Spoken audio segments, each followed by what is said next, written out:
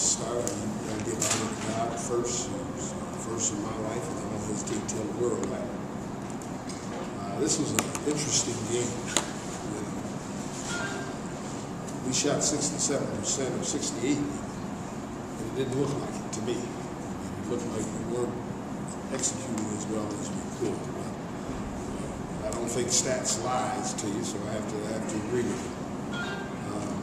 You know, I thought Loyola played extremely hard. And I thought they never quit. I thought they kept fighting. And, they're going to be good here one day. I don't know how quickly that's going to be, but they're going to be because they understand it. They got to play hard. So that's going to be a key. Good questions for Aaron. Aaron looks like he really starting the last 3 or 4 games. Really starting to feel like yourself. Yes, that's just getting better in health. I had a little problem with my leg, but I'm getting better with that. Just going out there, doing stuff before the game, before practice, after practice, just putting in a little extra. Now I know we gotta make a big run come down this stretch. You weren't in foul trouble in the first half. Did that make it easy for them to just take it to them in the second? It's always great to stay out of foul trouble. That's something I've been working on my whole career. Most of the games I get in foul trouble, so that's just something I've been working on. And if playing without no foul, that of course that's a relief. That just allow you to go and dominate the game.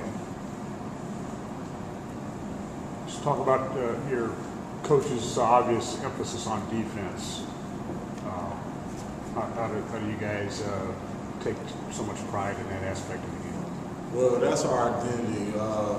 Each day in practice, I say we spend at least 65% of our practice on defense. So that's just us. Like, we know that offense might not be there some nights, but one thing you can guarantee from Cleveland State basketball is you're gonna get great defense each and every night. Anything else for Aaron? All right, thanks. Thank you. Go Vikings. That's all. Coach, you got so many high percentage shots tonight. Maybe that's why it didn't seem as if you were shooting 68%. That's something you obviously work Well, I mean, obviously we work on offense every day. Eric says 65-35. I think it's a little bit more than that. But, you know, it was a weird game. I really didn't think that we were scoring at the rate that we should have been scoring. I thought down the stretch, maybe the last 8 minutes, we started getting some steals and converting and making layups. I thought that really opened the game up. But beyond that, I thought they were playing pretty hard defensively. You know, the thing I was disappointed when I look at the stats here, we got out-rebounded by 2, and that's not what, you know, we've been really working on that defense, the rebounding in, and that happened to us, and that shouldn't have happened. They had 13 offensive rebounds. That tells you how hard they were playing. Maybe what you're talking about, you went a couple long stretches, scored from 7 minutes in the first half. Well, the first half and that was foul trouble, I'm sure. Yeah, the first half we really weren't in sync.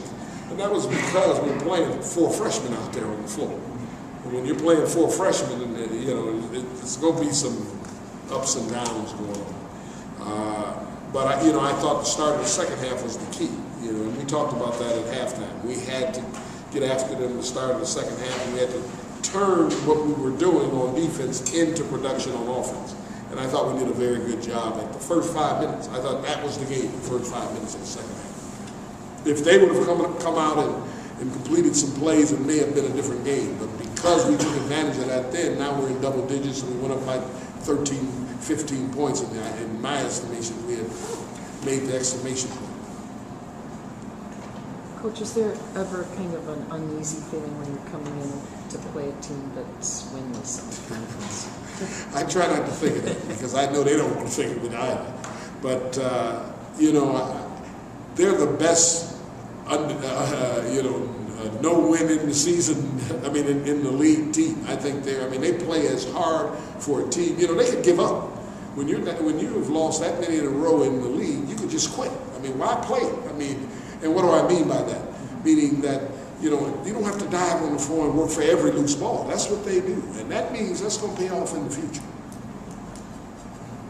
I would just size up the Horizon Conference at this point, the top teams. Well, there's about 4 teams that I think are really right there. I think the tournament is going to be different because I think it's teams that are aren't right there in the top 4 teams that can beat anyone once we get into the tournament. So the tournament's going to be pretty interesting. Right now, Valpo and ourselves are fighting to stay on top there, but you got two others that are right behind us, waiting to see what happens. So, what I'm getting to is we're on this road trip. If there's a blemish on this road trip, it hurts us. Anything else for Coach? Whoa, love it. It's funny. I was in here last year, and you remember when you come in the front door, you're literally into the gym, and when I came in there, my eyes, whoa, what is this? I mean, what has happened here? I mean, metamorphosis going on in this place. But they did a great job in a short time. You normally don't get a building put up that quickly the way they did it. Now, I don't know if the wind comes and it'll fall over. I don't know if that'll happen.